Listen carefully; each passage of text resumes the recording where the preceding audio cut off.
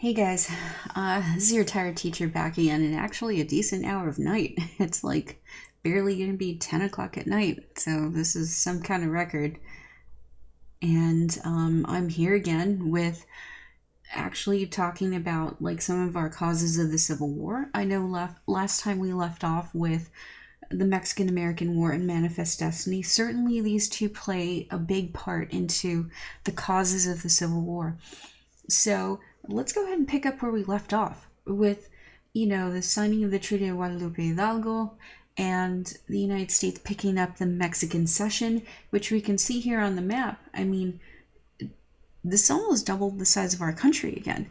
Seriously, like the territory that we pick up under Polk's presidency, including the Mexican cession and, well, the Oregon country, this is gonna transform our country yet again.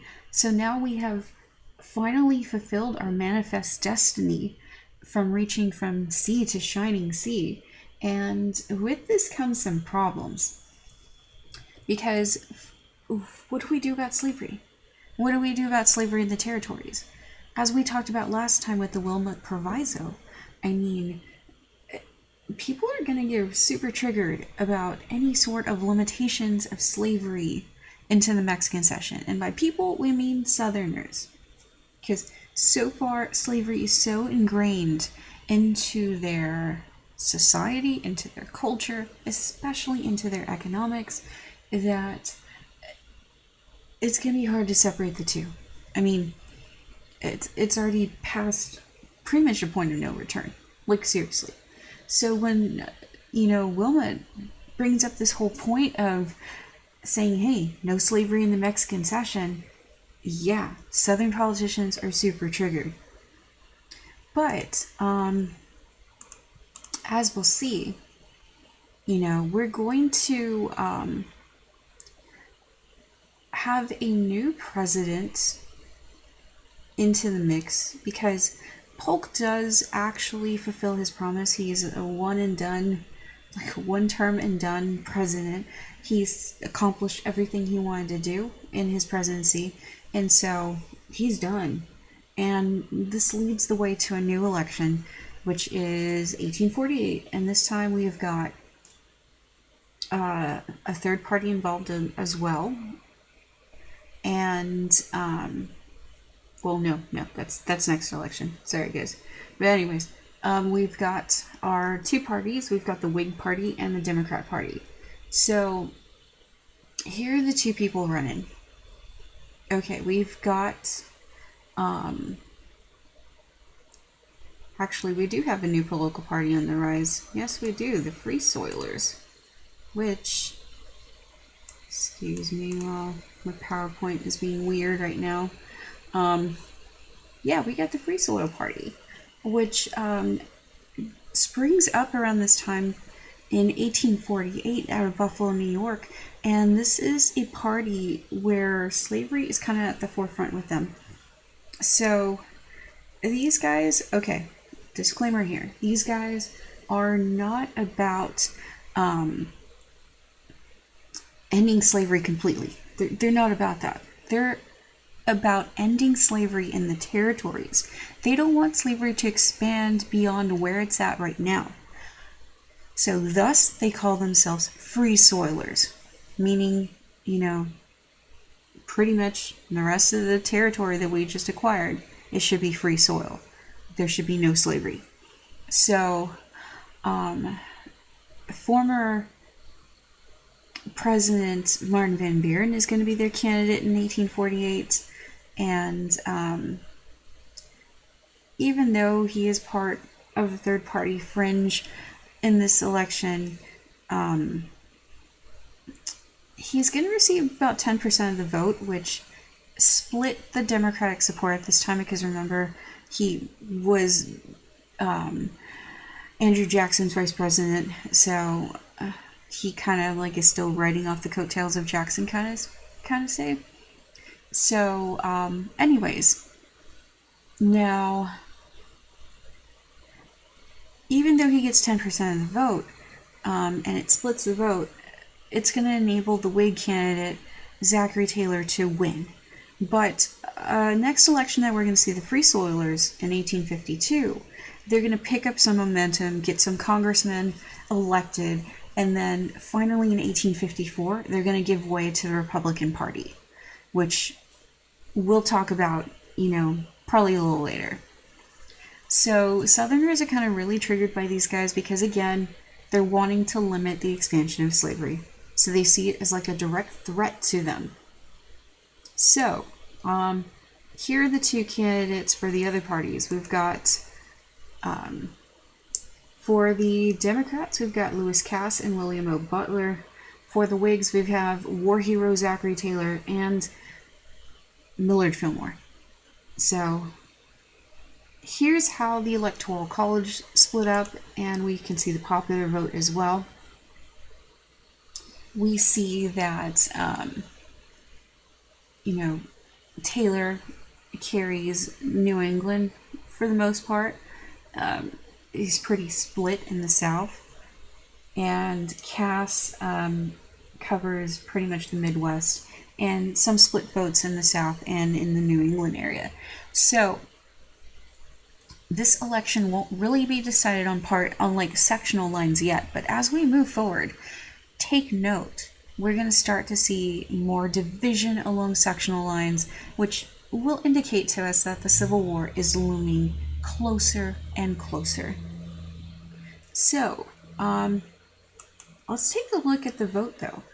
Okay, now, when we throw in the third party here with the Free Soilers, so there is growing support amongst the abolitionists, amongst the anti-slavery crowd. We could see from the Liberty Party, which, remember, that kind of split the abolitionist movement. So they picked up some votes in 1844, but look at how much more the Free Soilers pick up in 1848. Again, abolition is on the rise, and the ball's going to keep rolling. It really is. So, in case you guys forgot what Zachary Taylor looked like, this is his daguerreotype.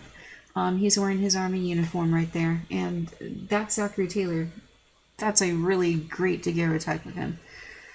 But anyways, Zachary Taylor's presidency is honestly going to be very short-lived. So, when he takes office, we already have that looming problem of the Mexican cession, right? What do we do? So the big problem is that California has been rapidly expanding. The gold rush happened in 1848, right at the end of the Mexican-American War. I feel so bad for Mexico, because seriously, they just lost California, and with it, gold. I mean, gold was discovered shortly thereafter. So that really sucks. But anyway, so everybody is moving out for that gold rush, and there's a question of how to let California enter. So Zachary Taylor owns some slaves, but when it comes to California, he takes the anti-slavery stance. He thinks that California should come in as a free state. Southern states are like, whoa, whoa, whoa, whoa, whoa, Missouri Compromise. Hello, we've got that line, and California, part of it's under the line, so therefore it should be slave. Okay, so that's a big fight with the southern states at this time. They're threatening to secede. I mean, come on, John C. Calhoun is still causing a ruckus. So President Taylor holds a conference with these southern politicians, and he told them that if he had to enforce the laws, he would personally lead the army and hang anybody who rebelled against the Union. So, pulling an Andrew Jackson almost with this. But his presidency, like I said, is going to be short-lived, because in 1850, he dies suddenly in office. And no, guys, it's no conspiracy. Seriously. Oh, it's like one of the dumbest things. Okay. So apparently he died of food poisoning. And by food poisoning, we mean that he drank some bad milk and ate some bad cherries And apparently, I guess he was swallowing the pits of the cherries or something. And if you guys don't know this, the pits of the cherries have like, you can make cyanide out of it. So there we go. Yeah, bad news there. Now, Zachary Taylor dies. Millard Fillmore becomes president by default because remember, we already established that precedent when John Tyler became president after William Henry Harrison had died. So, yeah, Fillmore, the once vice president, now becomes president. And again, the big issues that he has to deal with is the Mexican Cession, California, and what to do. Plus, he also has some foreign policy going on with commercial relations with Japan, which we'll talk about a little bit later. But this is Millard Fillmore. He's our 13th president. So, like we were saying before, okay, California is going through this gold rush, right? So, literally everybody is moving out to California. I mean, single dudes, immigrants, Chinese are going to California too. So everybody is wanting to go to mine some gold and get rich. So of course, California's population is booming, right? So here's a little side tidbit here. The most populous city in California during the gold rush was San Francisco. And if you guys have ever wondered why the San Francisco 49ers are called the 49ers, is because that's when it was established in 1849, thanks to the gold rush. Okay, so there's some little bit of sports trivia for you guys. But anyways, okay, California's the issue. They want to become a state. They have enough people to qualify for statehood. But again, disagreements because, all right, we already have the Missouri Compromise line set up, right? The 3630 parallel. But California wants to enter as a free state. And in lies the issue. It's going to disrupt the balance of power because since 1845, when Texas entered in as a slave state, we've had two free states enter in. We had Iowa and we had Wisconsin. So California entering as a free state would mean 3 free states now. And when it comes to the U.S. Senate, that's a big deal because essentially free states are getting 6 senators out of those 3 free states. So Southern politicians are really angry at this. Really angry. Because they're steadfast holding on to the Missouri Compromise. Because to them, they feel it is the law of the land already. We should stick with it. So, Henry Clay, thank God this dude is still in the House of Representatives and in the Senate. Okay, thank God he's still part of Congress. Alright? Good. Because he can compromise the hell out of anything. And thankfully, as his last big act in Congress, he's going to come up with the Compromise of 1850. So, when he's negotiating this takes like 7 freaking months. I mean, this is the compromise. The big compromise he comes up with. So, while this is being negotiated, of course, Taylor, died in office. Fillmore comes in, and he actually supports the Compromise 1850. Had Taylor lived, he opposed it. Because to him, I think he was in favor of just keeping the Missouri Compromise. So, here's the deal though. Alright, there's some issues raised up about the Compromise 1850. Okay, here's some things to consider. How would the issue of slavery be resolved in the new territories taken from Mexico? Okay, because people are up in arms about the Wilmot Proviso. How the hell are we going to deal with it? Number 2, California wants to enter as a free state. And again, this is going to go against the Missouri Compromise. This is going to go against the balance in Congress between slave states and free states, mainly the balance in the Senate. All right. Number 3. There's a dispute over land still.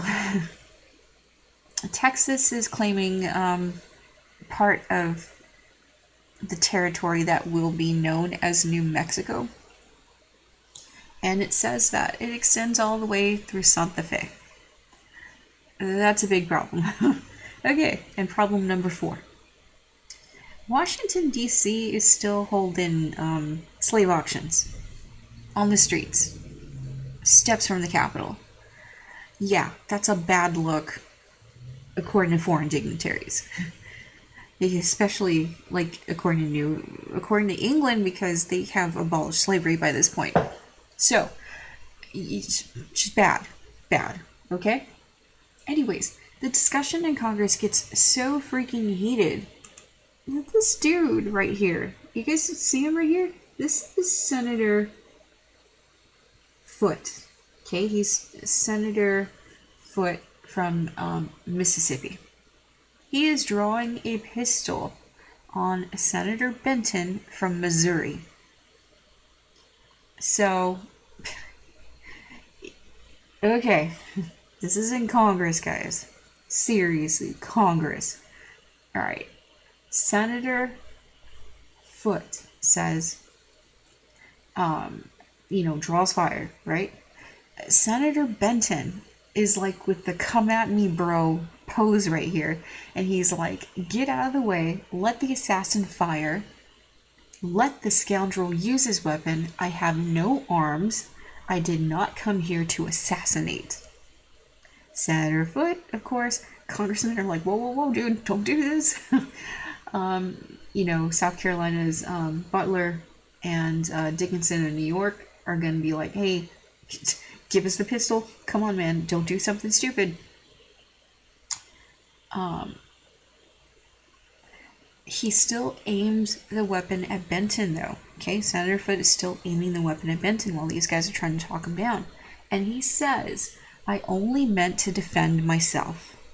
You see how literally triggered Southern politicians are towards anybody who brings up the notion of like limiting slavery in the territories. I mean, they're taking it so personal that they're about to draw pistols on each other. All right, this guy's about to like shoot this dude in Congress. This is insane. But this is about 12 years out of the Civil War. Okay, it's a coming. So, like I said, thank God Henry Clay is still alive at this point to do the Compromise of 1850. So, speaking of those old war hawks from the War of 1812 and like that time, they're still around, but they're dying. Okay, Henry Clay is freaking old. And Missouri Compromise, he worked on that. The last big thing he did was the Compromise of 1850. He would outlive Daniel Webster and John C. Calhoun. So these are the last big greats of that whole war hawk era. And yeah, they have shaped American policy for like 30 years. I mean, these guys ran the country. So, the old guard has had its last hurrah, and here's the Compromise of 1850. Okay. So, we got 5 parts to this, alright? Bear with me. Things are gonna get rough. Okay. Number 1. The territories, basically the Mexican cession, which would become New Mexico, Nevada, Arizona, Utah, all that area, is going to be organized without the mention of slavery. We're just going to, like, out of sight, out of mind. What we're going to let them do is decide for themselves. This is known as popular sovereignty. They're going to put it up to a vote, okay? And popular vote will win, okay? Thus, popular sovereignty. All right. Point number 2. California comes in as a free state. Well, hold up now. We gotta give southern states something. It's coming. Alright, point number 3. Texas has to give up its land dispute. You know, it can't just go on and claim, oh yeah, Santa Fe is ours. No. But they have to give $10 million to Mexico to pay off some debt that they still owe them. Okay? So, the Texas issue is settled now. As far as that pesky slave trade, steps away from the capital, doing that whole bad luck for us. The slave trade in Washington, D.C. is going to be abolished, which means no more public auctions, okay? But slavery is still permitted in that area. So we're not taking away people's slaves, but we're saying, hey, you can't sell them on the street. Okay, that's how it's going. All right. The 5th part of this is the most controversial part of the Compromise of 1850, and this is the part where Southerners were basically appeased. Okay? Just long story short, this is their concession. This is what we give Southerners. We give them a strengthened fugitive slave law. The reason I'm saying strengthened is because the Constitution already had a fugitive slave law within its content. And this one has some major enforcement powers. So, let's go ahead and see what the hell is going on here. Alright, here's what the Fugitive Slave Law has in store. Whew. This in itself is a cause of the Civil War. Straight up. Alright. Now, just to sum this up for you guys. Okay. This law is going to require citizens to aid in capturing fugitive slaves. So let's say you're living up north, all right? And one of your best bros, one of your best friends is black, okay? And they're living free up north. But let's say that they fit the description of a runaway slave. According to the Fugitive Slave Law, you would have to turn in your friend to the authorities so that the slave catchers can take them, put them to trial, and they get sent to the South to go back into slavery. Yeah, that's really messed up. But that's what the Fugitive Slave Law entails. Okay, other parts of this, all right? So, slave catchers can seize these people without due process. They so choose. So, the people who are captured by these slave catchers, by these, people trying to get fugitive slaves, when they have a trial, they are not guaranteed to face their accusers or to testify for themselves. It's basically the judge deciding just on the word of the slave catchers themselves. That's it. You can't defend yourself if you're caught. So, there's going to be fines imposed for people who don't cooperate with the slave catchers, or possible jail time. Yeah, and them denying the right to trial by jury to the people who have been captured is just something that Northerners are going to take a high offense to. Just this whole thing. Just the Fugitive Slave Law. I mean, this is like, no. Like, this is kind of going too far for them. So,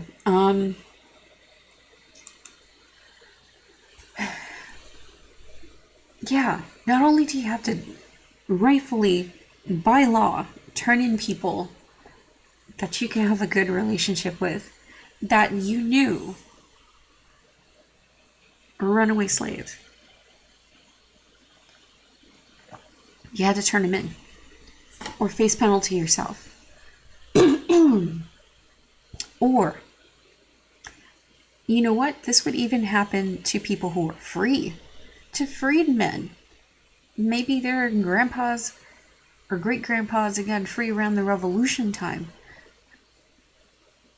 If they fit the description, they would be considered a runaway slave. And since they can't testify for themselves, they're screwed. So, yeah, this whole thing about fugitive slave law is really, really, really gonna cause such a storm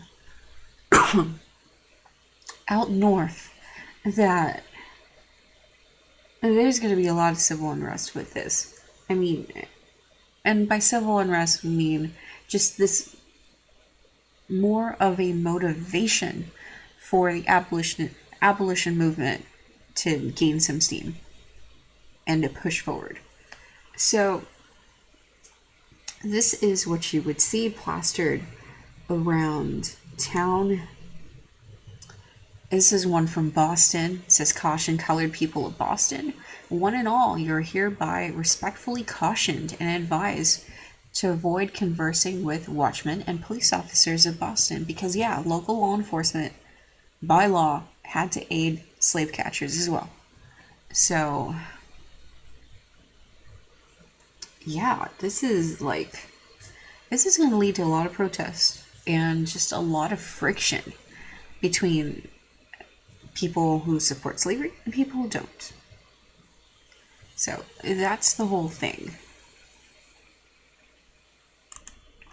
Okay, so there is going to be this growing group of extremists in the South. They're going to be called fire eaters.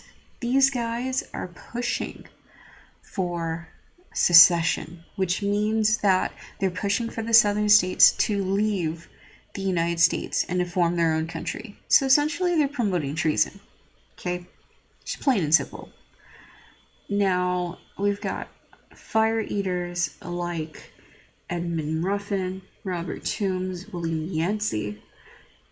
These guys are going to keep pushing and pushing and pushing for the southern states to secede. And it's kind of interesting because these guys aren't from the South. These guys are from the North. But they really sympathize with the pro-slavery movement.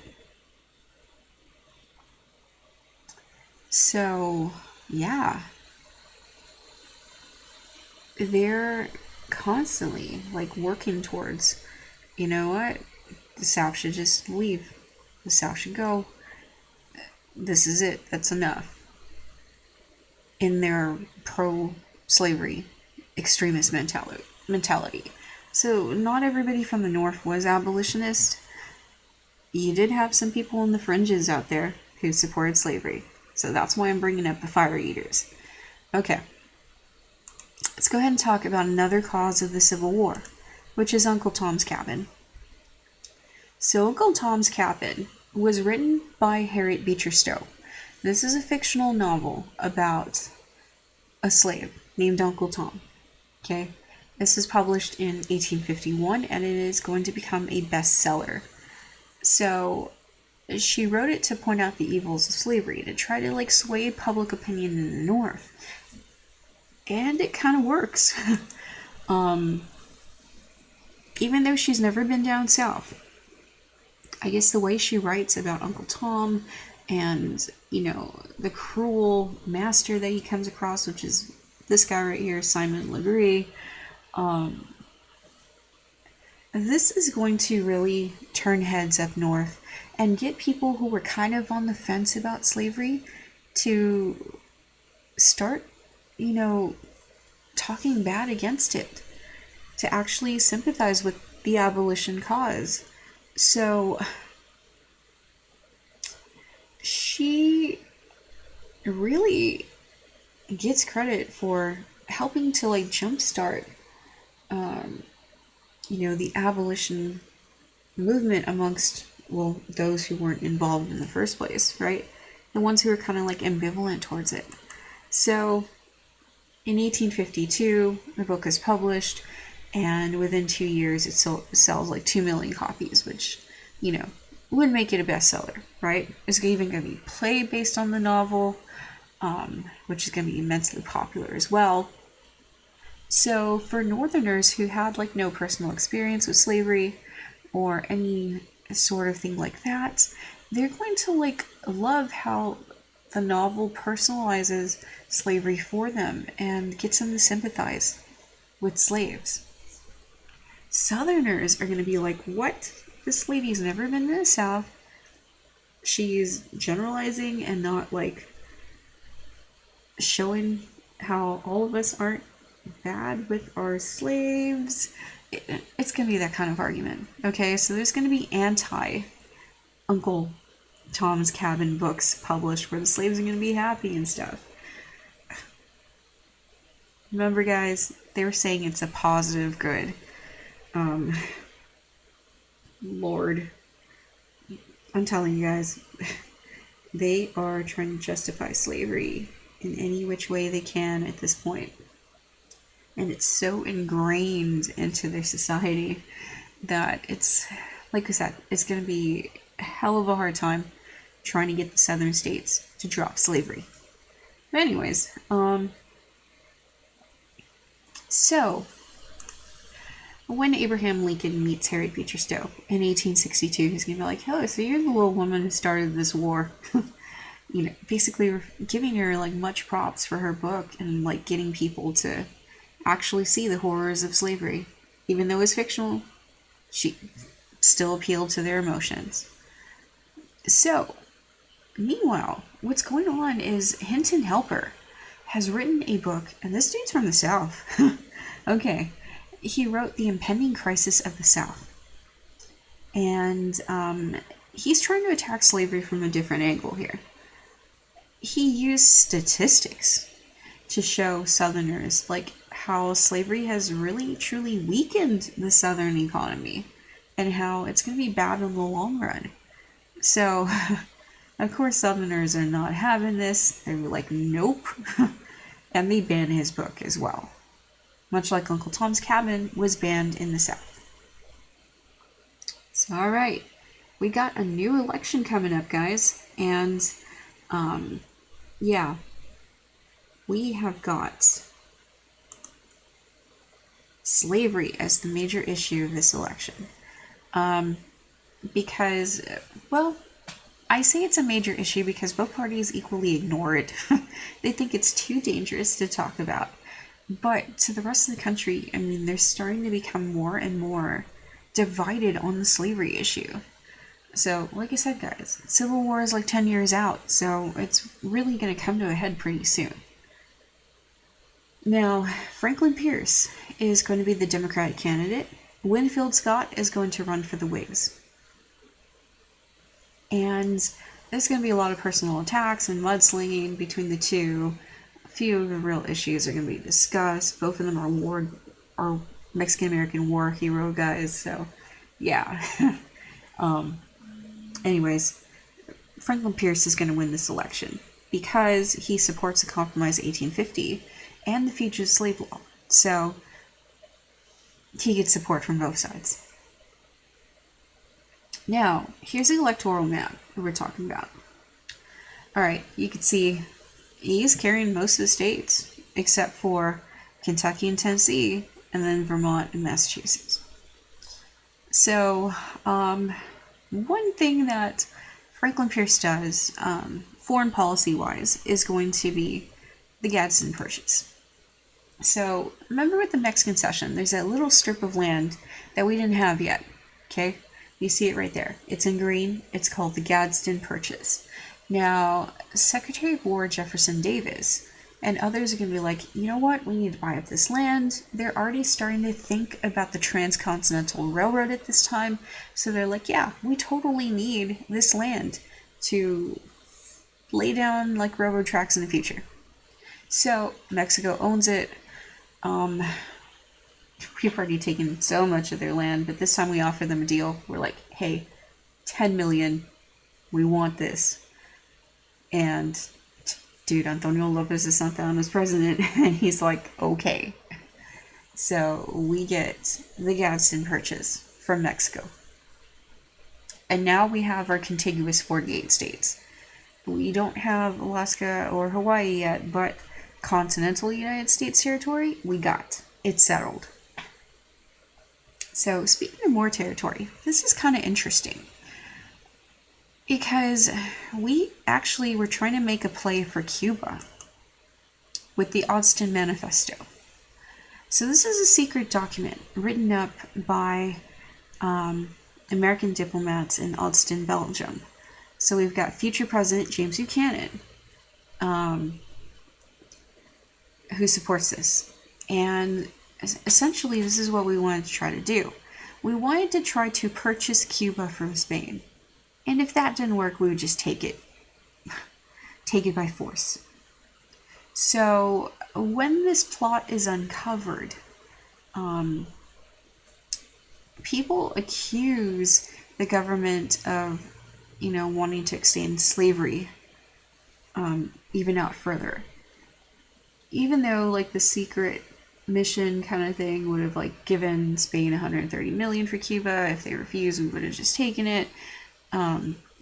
People automatically went to, like, the slavery thing. They thought it was like a southern slaveholder scheme to extend slavery out elsewhere. So this kind of like falls apart. And we won't go back to having an interest in Cuba until the turn of the century, when that is the Spanish-American War, 1898. So, for a short period of time there, actually making a play for Cuba. Alright, more foreign policy. This one came up under Fillmore, remember? It's going to carry on under Pierce. So, Commodore Perry is sent by President Fillmore to open up trade relations with Japan. And at that time, Japan was only allowing 2 foreign visits per year by the Dutch. They were pretty closed off, right, to Western civilization. But here we come marching on in, their big ass ship right there, and our army, and we're like, hey, Japan, trade with us. Of course, you're seeing this big gunboat, like in the harbor right there. Of course, Japan's like, okay, we'll trade with you. And so, Perry was supposed to use force if they didn't agree. They agreed. Now, in 1854, that commercial treaty is negotiated between the U.S. and Japan, and now we have friendly trade relations with Japan, which is going to be monumental to the Japanese because it's going to help them industrialize. We bring stuff over to the Japanese that kind of propels them up for, imperialism later on and just, ultra industrialization. So there we go. That is how we're working with trade relations right there. And we're kind of like leave off here, guys, because there are some major topics to talk about with the next few slides. And it's going to be some more major topics with the Civil War. We've got the Kansas-Nebraska Act to look forward to, popular sovereignty, the Lincoln-Douglas debates, Dred Scott decision, John Brown's raid of Harper's Ferry, Bleeding Kansas. We got some major drama coming up next class, and I want to save all that stuff for the rapid fire events that happen that inch us closer and closer to the Civil War. So here we go, guys. I hope you enjoyed this. Hopefully my computer didn't crap out enough on us. I've got good RAM on here. I don't know what the hell's going on. Come on, PowerPoint. So anyways, all right, talk to you guys later.